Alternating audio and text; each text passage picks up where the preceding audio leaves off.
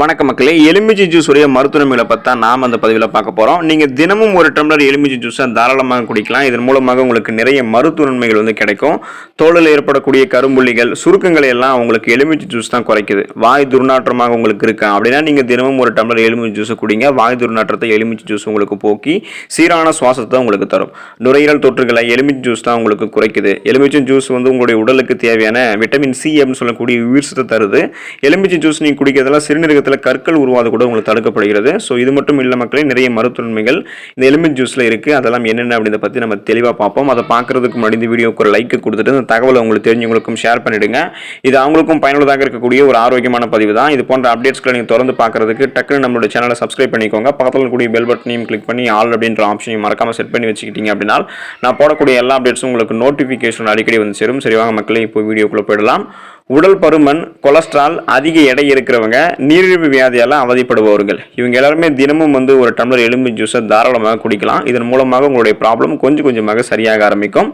வயிற்று வலி, வயிற்று உப்புசம், நெஞ்சு எரிச்சல், கண் வலி, இது எல்லாத்தையுமே நீங்கள் சரி பண்ணிக்கணும் அப்படின்னா தினமும் ஒரு டம்ளர் எலுமிச்சை ஜூஸை குடிங்க. ஸோ உங்களுக்கு இந்த ப்ராப்ளம் சரியாயிடும். உயர்ந்த கிருமி நாசினியாக இந்த எலுமிச்சை ஜூஸ் உங்களுக்கு இருக்குது. பொட்டாசியமும் இந்த எலுமிச்சை ஜூஸில் இருக்கிறதால ஹை பிபி இருக்கிறவங்க, அதாவது உயர் ரத்த அழுத்தம் இருக்கக்கூடியவங்க, ஹை பிளட் ப்ரெஷர்னு சொல்லுவோம். ஸோ அந்த பிரச்சனை இருக்கிறவங்கலாம் எலுமிச்சை ஜூஸ் குடிக்கும்போது நலம் பெறலாம். சிறுநீர் அடைப்பு நீங்கள் எலுமிச்சை ஜூஸ் குடிக்கிறதால உங்களுக்கு விலகும். உடல் நச்சுக்களை எலுமிச்சை ஜூஸ் வெளியேற்றும்.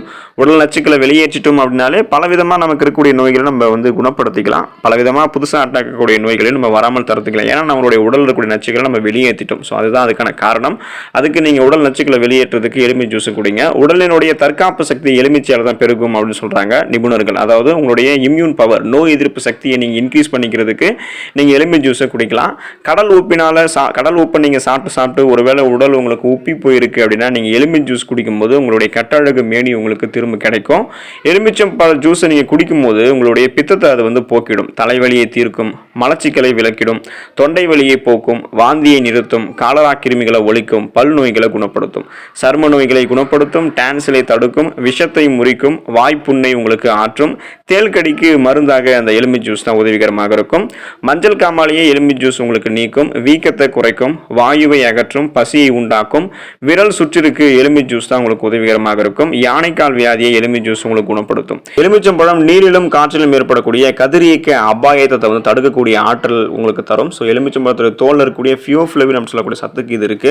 தினமும் நீங்க எலுமிச்சம்பழம் ஜூஸை குடிக்கிறீங்க அப்படின்னா கதிர் இயக்கத்தை தாக்கி உங்களால் தப்பிக்க முடியும். புற்றுநோய்க்காரர்களுக்கெல்லாம் எக்ஸைஸ் சிகிச்சையால் ஏற்படக்கூடிய கதிர் இயக்க தீங்க கூட எலுமிச்சை ஜூஸ் தடுக்குது. விளையாட்டு, ஓட்டப்பந்தயம், கடுமையான வேலை, இது எல்லாத்துலேயுமே ஏற்படக்கூடிய களைப்பை நீக்க நீங்கள் உடனே ஒரு எலுமிச்சை பழத்தை எடுத்து ஜூஸ் மாதிரி நீங்கள் குடிச்சிட்டிங்க அப்படின்னா உங்களுக்கு அந்த ப்ராப்ளம் சரியாயிடும். ஸோ சர்க்கரை போட்டு நீங்கள் சாப்பிட்டா கூட உடனே உங்களுக்கு எனர்ஜி, தெம்பு ஏற்படும்.